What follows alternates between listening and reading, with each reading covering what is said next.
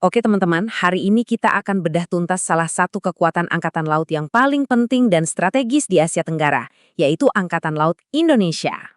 Coba bayangkan, sebagai negara kepulauan terbesar di dunia, Indonesia itu terdiri dari lebih dari 17.000 pulau. Ya, 17.508 pulau yang membentang di jalur pelayaran paling vital di dunia. Skalanya itu benar-benar luar biasa. Nah, ini langsung memunculkan satu pertanyaan besar. Gimana caranya mempertahankan wilayah perairan yang begitu luas dan kompleks? Ini dia tantangan raksasa yang dihadapi Angkatan Laut Indonesia setiap hari. Untuk menjawab pertanyaan itu, kita akan kupas tuntas semuanya. Mulai dari peran mereka sebagai penjaga Nusantara, lalu kita bedah armadanya yang jujur aja penuh kontras.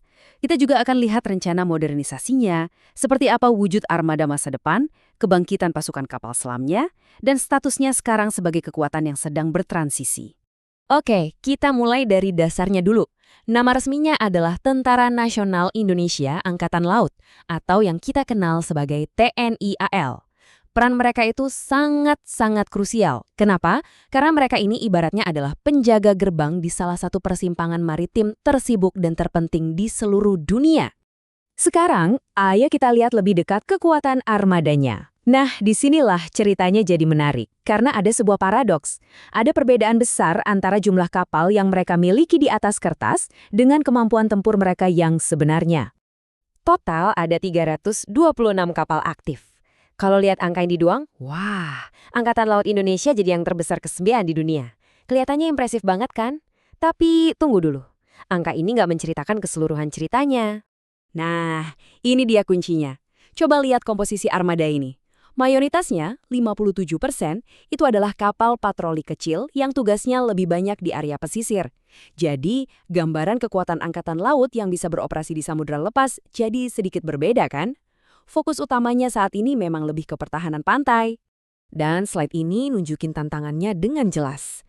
Di satu sisi ada kapal-kapal perang tua, warisan era Perang Dingin, yang jujur aja kemampuan tempurnya udah sangat terbatas. Tapi di sisi lain, ada juga aset-aset super modern dari abad ke-21. Jadi, ini adalah armada dengan dua wajah yang sangat kontras. Oke, terus gimana Indonesia mengatasi masalah ini? Jawabannya ada pada satu rencana strategis yang sangat ambisius, yang disebut Mandat Modernisasi. Program ini dikenal dengan nama Minimum Essential Force atau disingkat MIF. Sederhananya, ini adalah cetak biru jangka panjang untuk mengubah total militer Indonesia, termasuk angkatan lautnya, menjadi kekuatan yang modern, kredibel, dan benar-benar mampu menjaga kepentingan nasional. Jadi, ini poin yang paling penting. Ini bukan cuma soal nambahin kapal baru, tapi ini soal mengubah total cara berpikir dan ambisi strategis. Dari yang tadinya Green Water Navy, yang fokusnya cuma jaga pesisir dan ZEE, sekarang tujuannya adalah menjadi Blue Water Navy. Artinya menjadi angkatan laut yang punya kapasitas untuk beroperasi jauh di samudera lepas dan memproyeksikan kekuatan di panggung regional. Dan ambisi besar ini bukan cuma wacana loh, kita sudah mulai melihat hasilnya secara nyata, terutama di armada kapal permukaannya. Baja-baja baru sudah mulai berdatangan.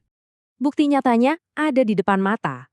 Salah satunya, seperti yang disebutkan di kutipan ini, adalah kedatangan fregat baru buatan Italia, KRI Prabu Siliwangi. Kapal ini, yang diperkirakan tiba pada Maret 2026, adalah sinyal yang sangat jelas bahwa modernisasi armada itu benar-benar sedang berjalan. Tapi ini bukan cuma soal beli satu kapal. Ini adalah bagian dari strategi yang jauh lebih besar. Ada pengadaan kapal canggih dari mitra internasional seperti Italia dan Belanda. Dan yang paling penting, ada upaya serius untuk mengembangkan kemampuan membangun kapal di dalam negeri lewat proyek Fregat Merah Putih. Ini soal kemandirian. Sekarang kita beralih ke salah satu bagian yang paling kritis dan sejujurnya cukup mengharukan dari kisah transformasi ini, yaitu kekuatan kapal selam. Sebelum kita masuk ke sejarahnya, ada fakta yang menarik banget.